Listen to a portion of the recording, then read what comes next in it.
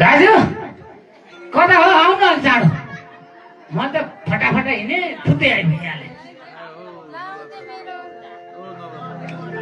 हेर मान्छे त कति राम्री रहेछन् टलक्क टल्के खानाले तिम्रो दाँत झाडुले बोडाएर यस्तो छ दाँत पनि एउटा त यति माथि उछिटेछ ओए बराल भाइला भन्नु त ए म त यो सँगसँगै आइहाल्ने ठ्याक्कै तैँले भने बित्तिकै अघि भर्खरै बाटोमा कुरा भएन तर दाजु एउटा कुरो मैले बुझेकै छैन क्या ए कस्तो कुरो भनिहाल्नु त्यो साँच्चै पुराणमा जाँदा चाहिँ के लिएर जानुपर्छ ए माइला भाइ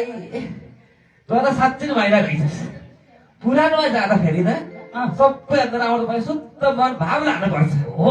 तपाईँले त तँसँग भाव छ त हो त तपाईँले राम्रो कुरो हो त साँच्चै मन त भनिन्छ है त मैले अस्ति देखाएँ कहीँ कहीँ देख्छु नि म पनि के पुराणमा जान्छन् मान्छे त्यही त। अनि त्यही घरबेटीको कुरा काटेछ गुरु उता पुराण भनिरहेको यता यता हल्ली खल्ली गरेछन् बोलेछन् गुस्सा कुरा। बरु त्यस्तो भेट्नै मन लाग्दैन अलिक पर जानु बोल्नु त्यही त हो नि त तिनीहरू ती गुरु भनिरहेछन् ती बोलेछन् त्यसलाई भने त के भन्छ त्यो किताबमा हुन्छ नि एउटा श्रोता के भनिदिन्छ क्या त्यो त्यस्तै त्यस्तै त्यस्तै हो क्या सुन्न मन नलाग्ने नलागिकन जबरजस्ती सुन्न आफ्नै कुरा गर्छ कि त्यही भने